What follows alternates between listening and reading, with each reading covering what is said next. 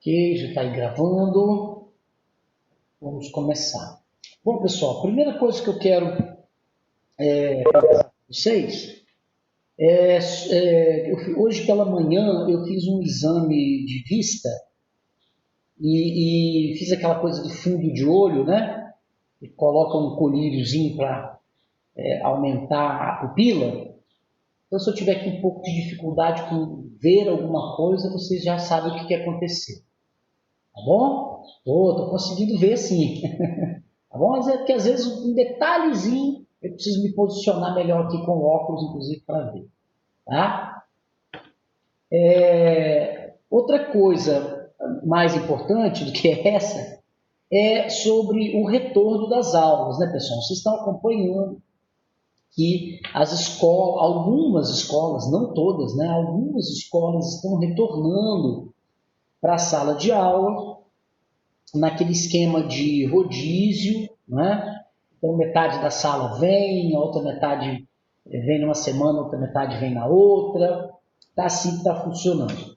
E eu trabalho em outras escolas, vocês sabem disso, né? O Castro Alves não vai retomar, mas outras escolas vão retomar e por isso eu tive que alterar as nossas aulas, né? Então nós estávamos tendo aula na terça-feira, uma aula pela manhã, na terça-feira, né? E uma aula à tarde na quarta-feira.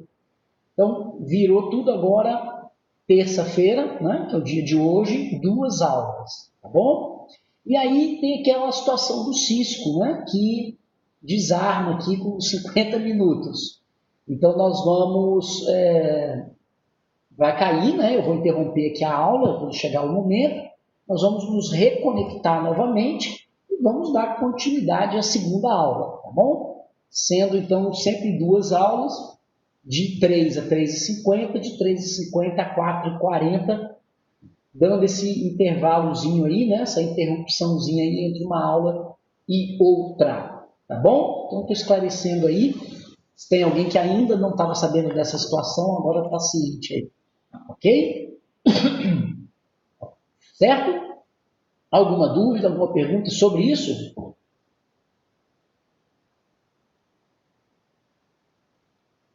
Tudo tranquilo? Beleza? Então, Maurício está aqui tranquilo? Muito bem.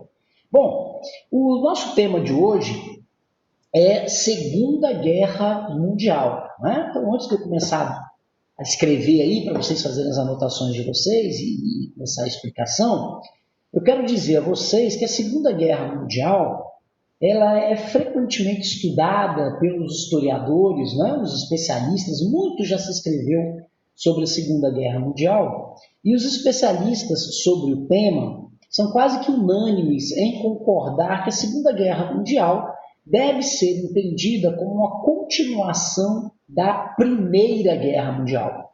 Ok? Então, a Segunda Guerra Mundial deve ser entendida como a continuação da Primeira Guerra Mundial. Professor, o que isso significa? Na prática, isso quer dizer o quê? Isso quer dizer que algumas características gerais que nós pensamos lá na história para compreender a Primeira Guerra Mundial também são aplicados para compreender a Segunda Guerra Mundial. Vamos dar um exemplo?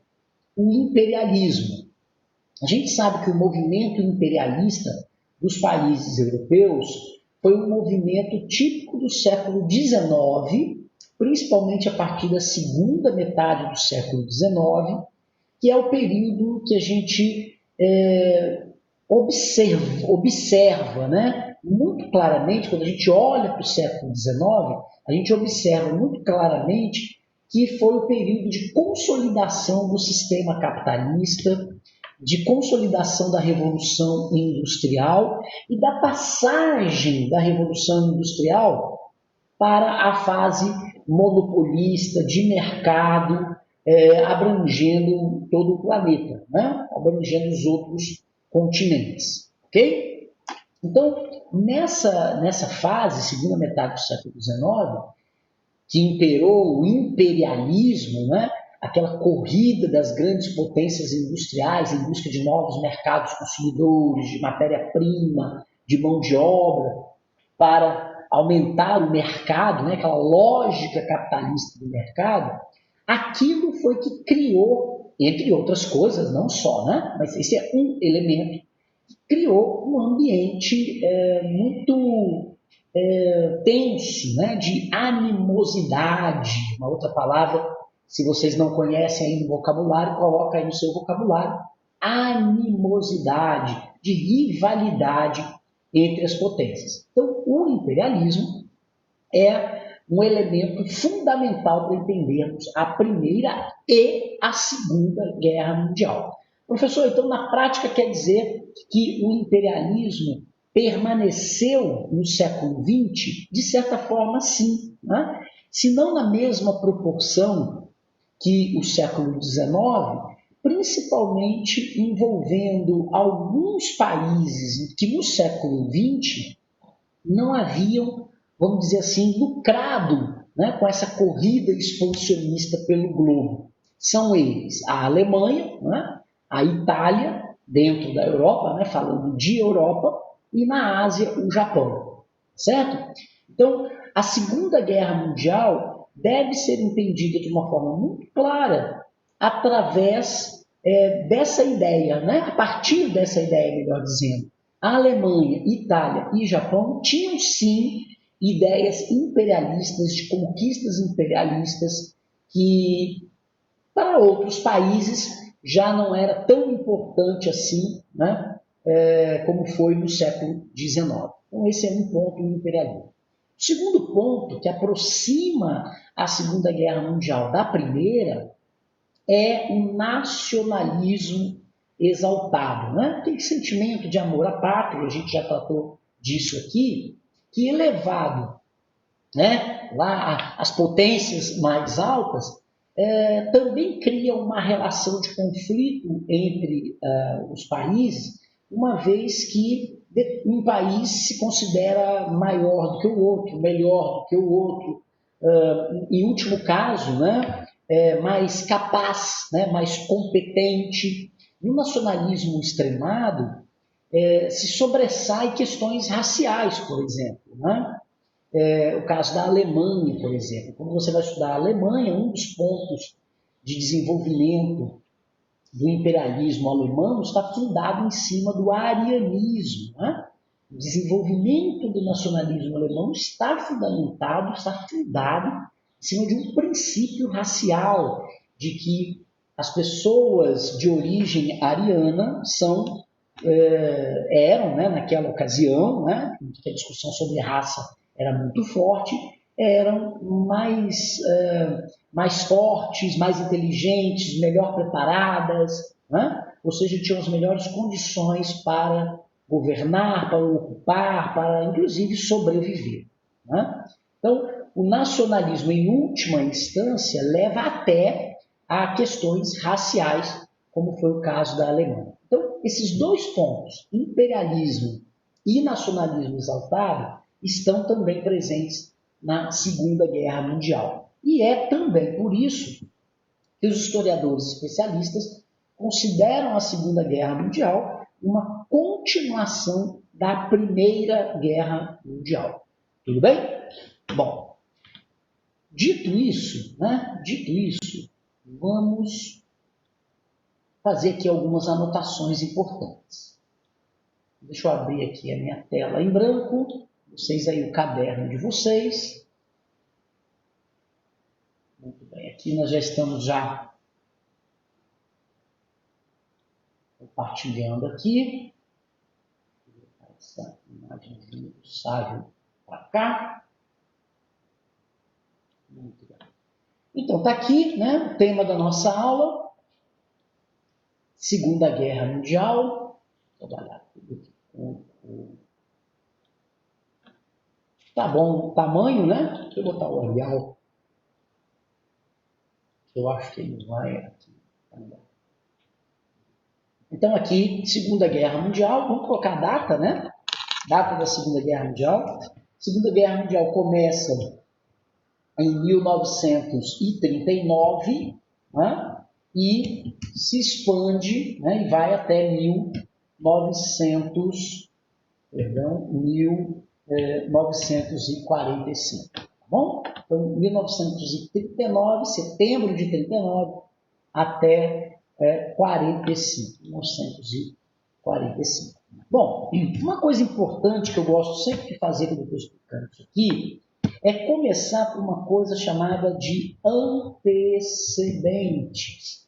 Todo mundo sabe o que é isso, né? São as causas, né? Causas, entre aspas, da Revolução.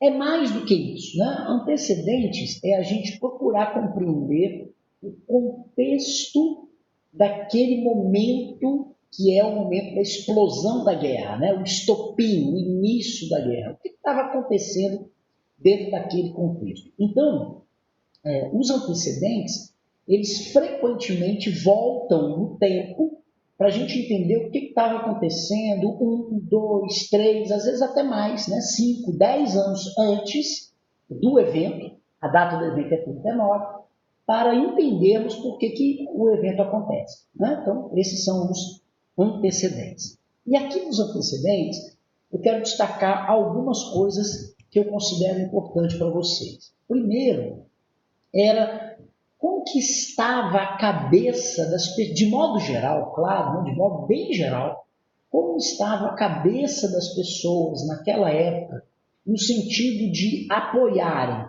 ou se posicionarem de forma contrária a grupos políticos que estavam ali naquele ambiente disputando o poder, né? Ou seja, as ideologias que estavam em disputa naquele momento. Então, a primeira delas, eu vou colocar aqui número 1, são os chamados liberais, né?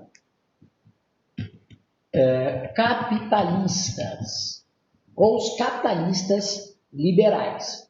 Joia? O primeiro aí são os capitalistas liberais. Olha, vamos entender um pouquinho sobre esses caras.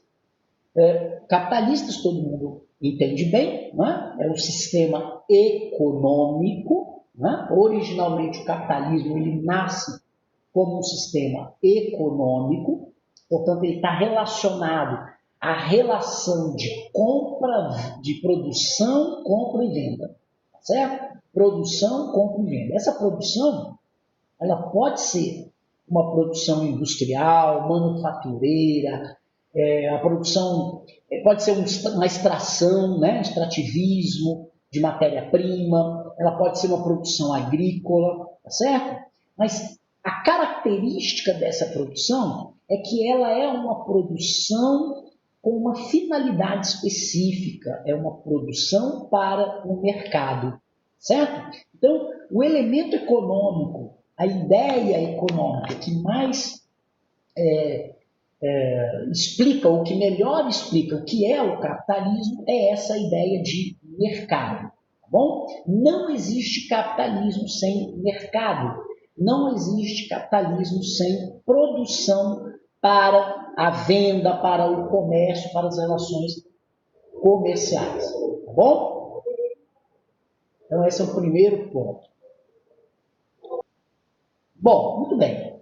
Por outro lado, o que eu quero salientar aqui, tá? Eu vou bem devagar nessa matéria, tá, pessoal? Porque essa matéria ela é muito importante, ela cai bastante no Enem, tá bom? Qualquer dúvida é só você me interromper aí e perguntar que eu estou tendo aqui. Beleza? Bom, então lá, os liberais capitalistas. Então, falei da questão do capitalismo, mas o seu lado econômico. Vamos pensar agora na questão dos liberais. O liberalismo não tem, originalmente, não tem, diretamente, não tem a ver com no seu nascimento, na sua gênese, ele não tem a ver com o sistema capitalista, né? Ele vai ser apropriado pelo sistema capitalista e pelos capitalistas, obviamente, mas o liberalismo é uma corrente de pensamento, tá certo? É uma corrente filosófica. E isso faz uma diferença enorme em cima do que a gente está falando, ok? Bom, qual é a ligação entre capitalismo liberal, o liberal capitalista, né? Que serve para a gente aqui, para a nossa matéria da Segunda Guerra Mundial. É que o liberalismo, ao longo do século XIX, ele se transformou em uma ideologia defendida pelo capitalismo, ou pelos capitalistas, pelos burgueses capitalistas. Não é?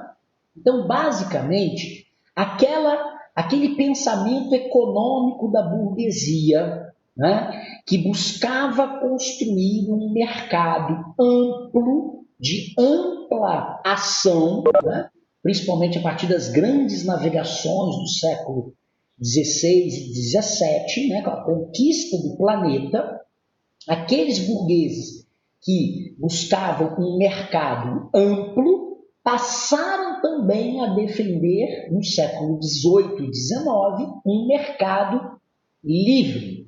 Então, mais do que um mercado amplo, o mercado também tinha que ser um mercado livre, ok? Portanto, o liberalismo econômico passa a aparecer no cenário da história, da sociologia, da filosofia, da humanidade, como uma corrente de pensamento que defende não só um livre mercado, mas uma postura humana, de relações humanas fundamentadas nessas duas ideias, de liberdade e de livre mercado. Beleza? Bom, professor, qual foi o auge desse pensamento e dessa visão de mundo e dessas relações sociais que se estabeleceram fundamentadas nessas duas ideias, capitalismo e liberalismo? O século XIX. Tá? Então, o século XIX é o século do liberalismo e do capitalismo. Mas qual foi o limite desse momento histórico do liberalismo e do capitalismo? A crise de 1929. Então, em 1929, a queda da Bolsa de Valores de Nova York simbolizou, vamos dizer assim, a falência, né?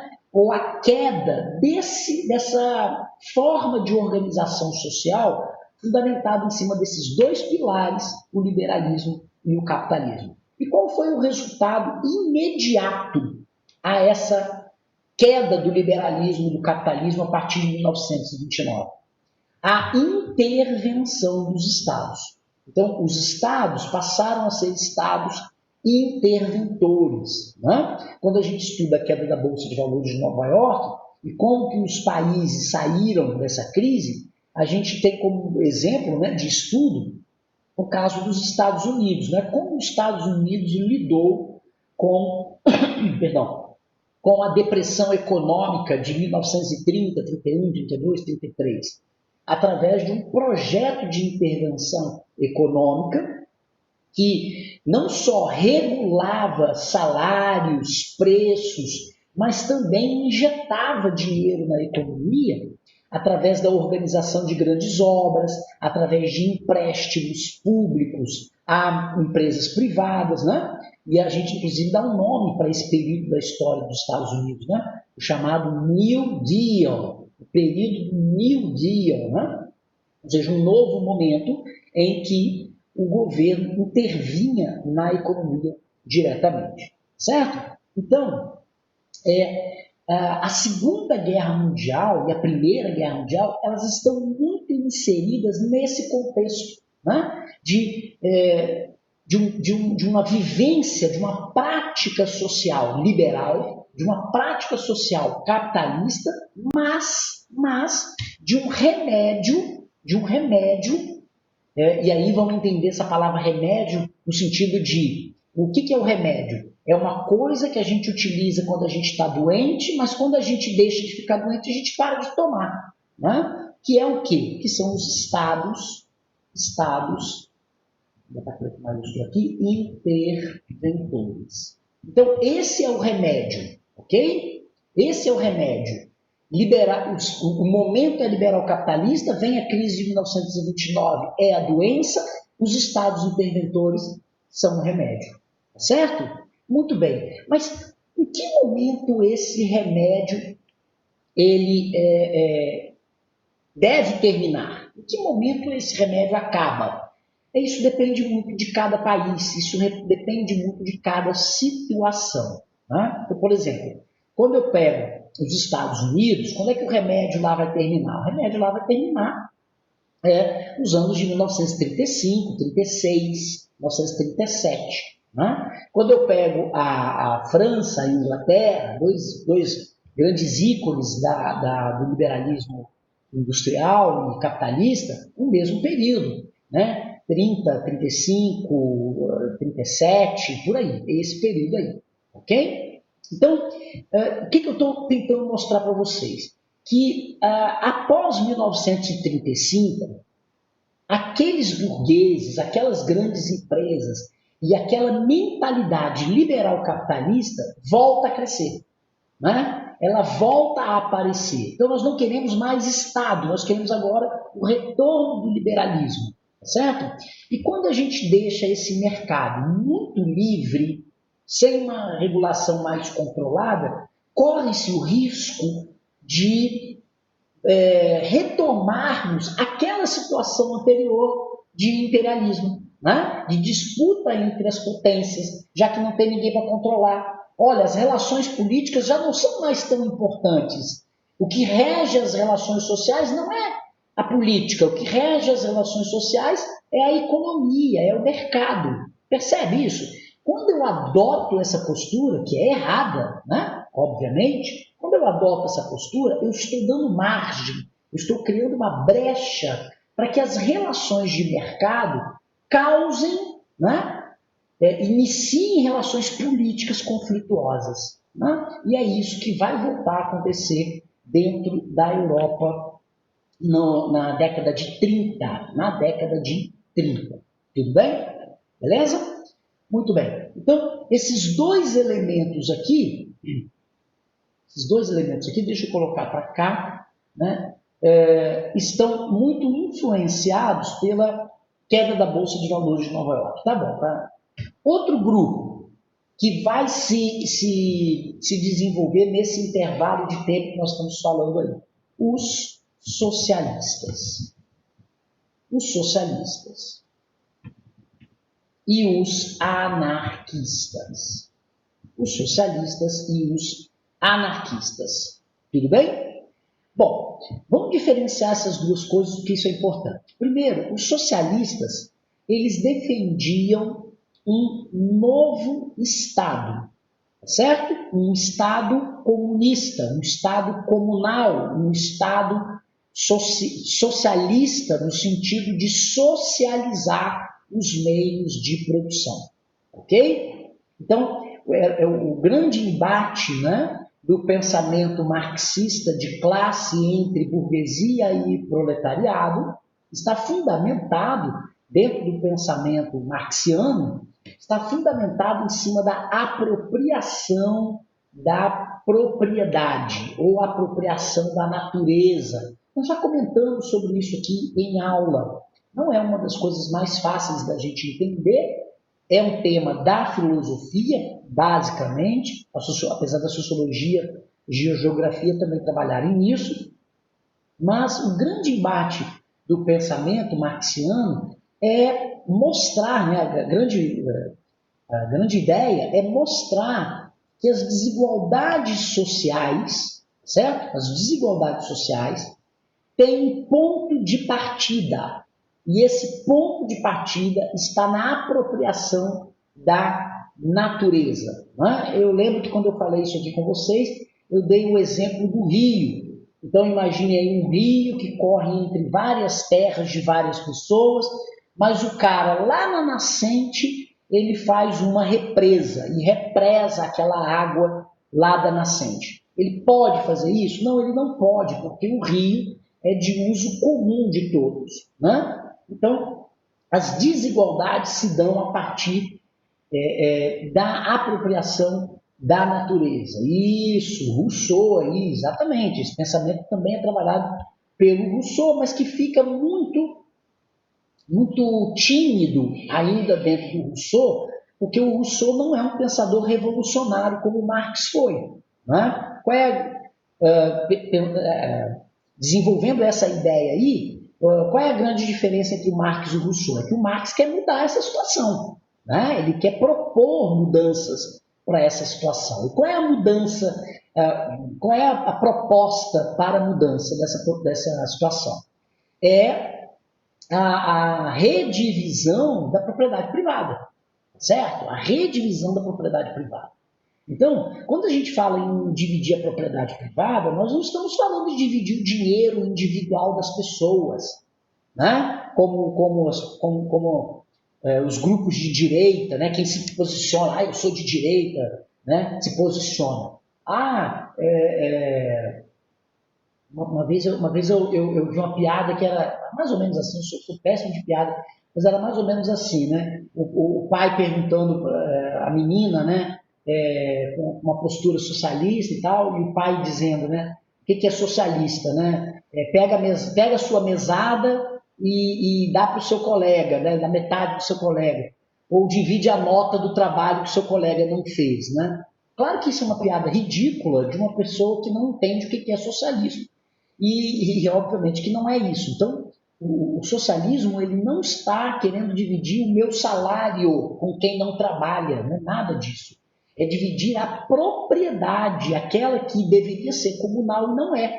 Né? Então, nós estamos falando dos recursos naturais, da terra, né? E por aí vai.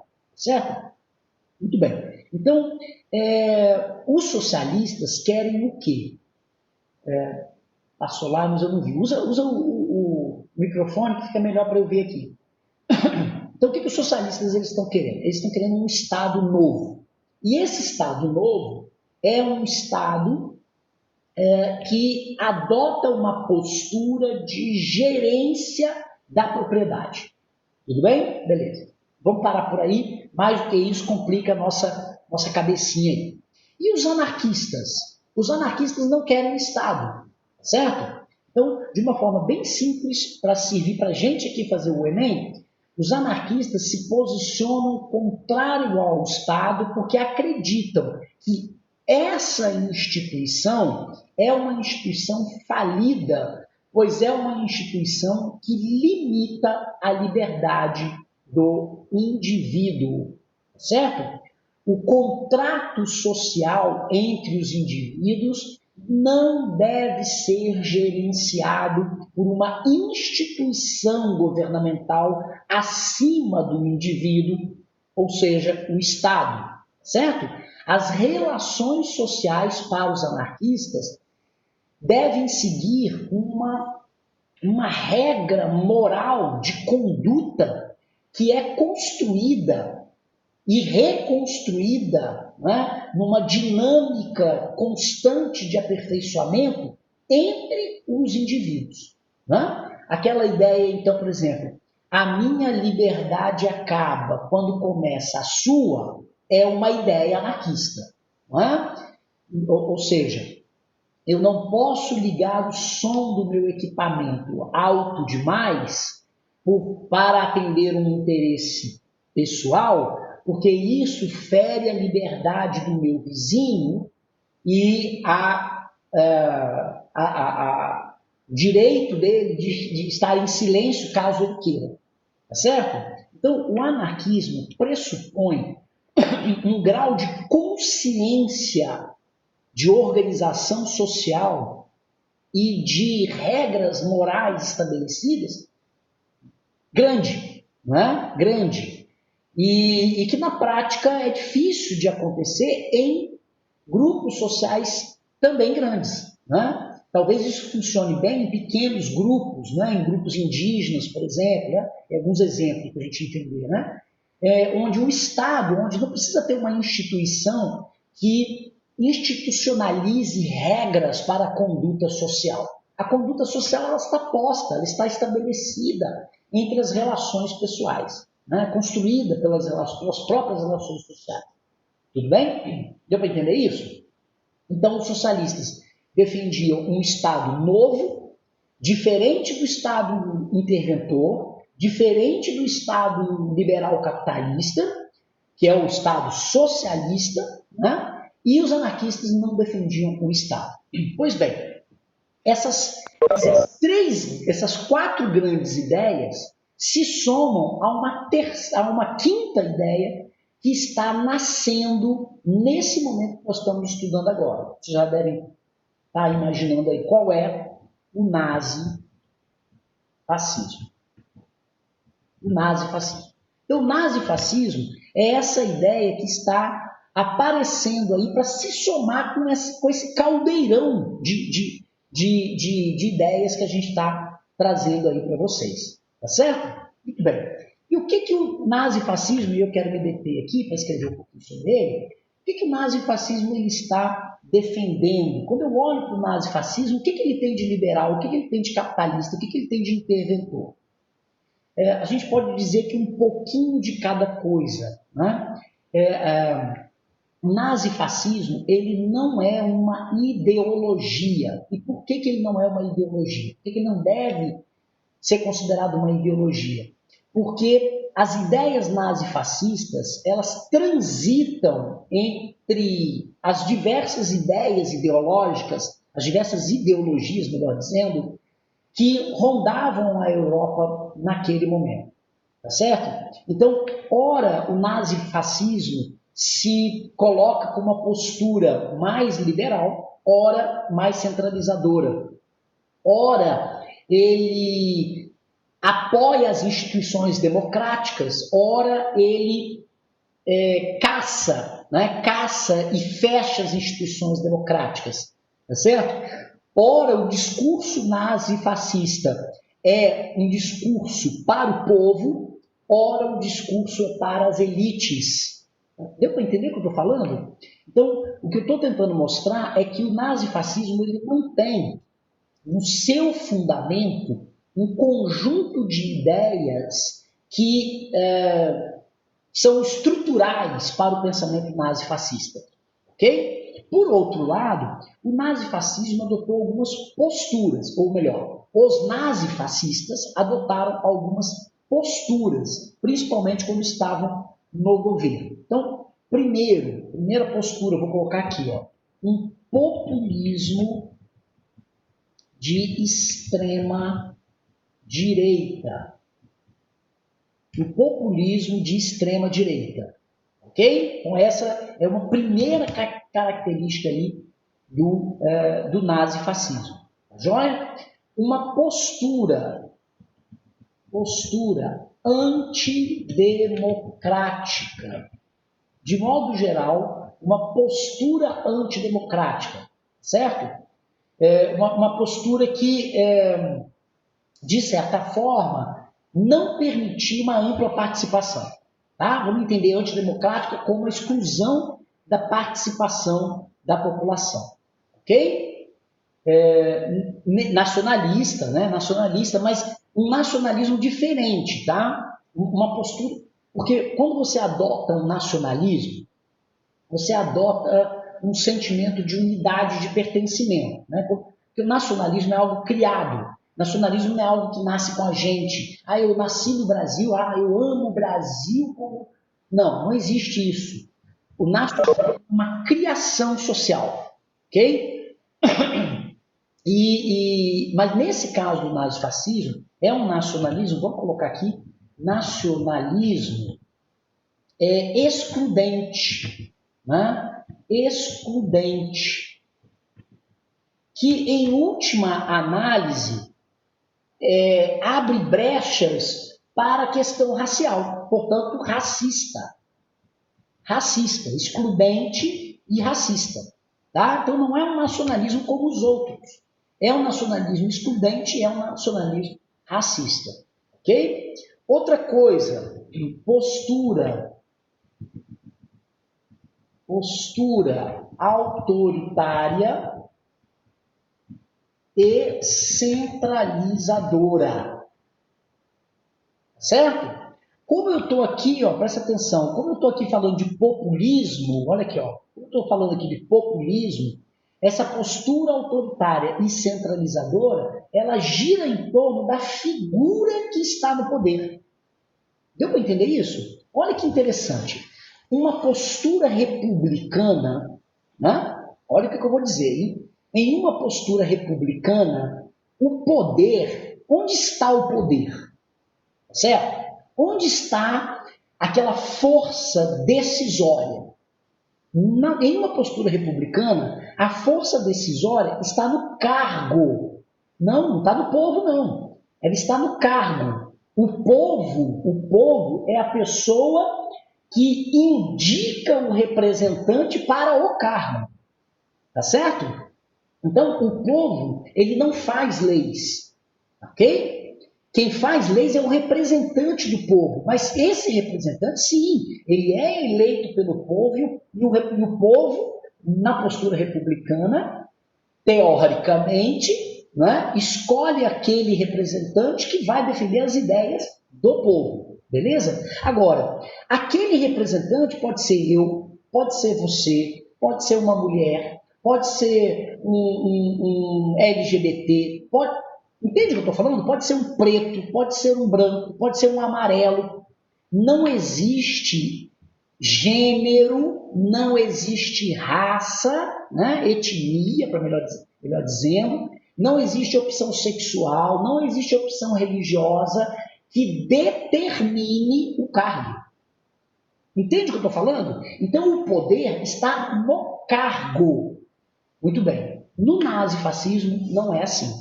No nazifascismo, o poder está na pessoa. Por isso que existe a ideia do Führer. Por isso que existe a ideia do Duce. Né? Quem é o Führer na Alemanha? Quem é o Duce na Alemanha é o líder que personaliza esse poder. Tá certo? Então, essa postura autoritária e centralizadora está fica evidente, né, postura autoritária e centralizadora nas mãos do líder. Líder tem acento, né? No líder. Ok? Então, essas são as características básicas aí do nazifascismo que estão presentes, né? Não como ideologia, porque isso vai variar também. Né? Aquilo que eu falei, isso vai variar, certo? Mas como práticas do cotidiano, do dia a dia do nazifascismo na Europa. Tudo bem? Pessoal, falei bastante aí, nem dei muita opção aí para vocês perguntarem. Eu vi que vocês escreveram aí no chat. Deixa eu dar uma olhadinha aqui no chat que vocês escreveram para tirar algumas dúvidas. Espera aí. Então vamos lá.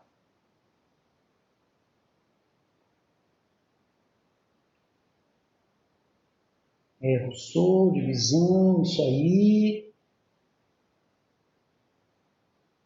É mais um comentário, né, Samuel, que você fez aí, né? Despótico não, tá bom? Lubase, não vamos utilizar essa palavra despótico, não, porque a palavra despótico ela é muito empregada para entendimento de um outro momento da história mundial, né, da história da humanidade, que é a Idade Moderna, tá certo? Cujo autoritarismo está presente, mas somado, ligado a outras características, tudo bem? Então, não utiliza despótico para tratar desse período do século XX, não. Pode usar a palavra autoritário mesmo, ou ditaduras, tá bom?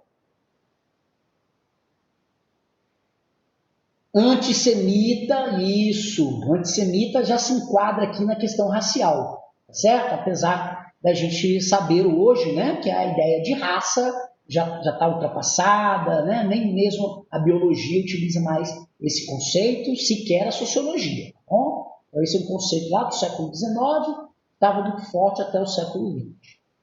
Ok? Então, aqui, beleza. Então, tá tranquilo. Então, tá aí as ideias principais. Beleza. Pessoal, mais alguma pergunta? Vocês gostariam de perguntar mais alguma coisa?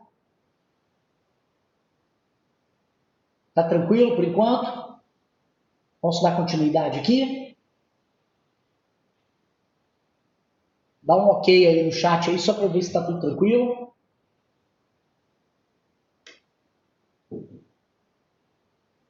Muito bem. Essa parte ela é mais enjoadinha, né? Porque ela requer muito pensamento, né? Sociologia e tudo. Não estou ligado com o tempo. O Cisco já me avisou aqui que falta 5 minutos, mas deixa eu completar aqui antes de retomar com vocês. Que é agora um outro subtítulo, né? Primeiro antecedentes, vou botar um outro subtítulo aqui, repercussões desse contexto. Então, nós entendemos o contexto, né? Vamos entender agora as repercussões desse contexto. Essa situação que a gente estudou aqui agora vai dar origem a quê? Né? Qual vai ser o desdobramento dessa situação?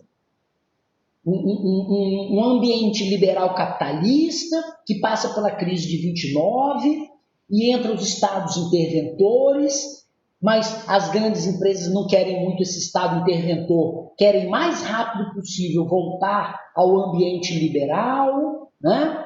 Somado a isso, o movimento dos trabalhadores e os partidos socialistas vão se fortalecendo, os anarquistas questionam a ideia de Estado, o nazifascismo aparece como uma outra solução diferente de tudo que existia antes, né? ou pelo menos trazendo algumas características muito próprias, muito distintas. E aí, nesse caldeirão de coisas, o que aconteceu na prática?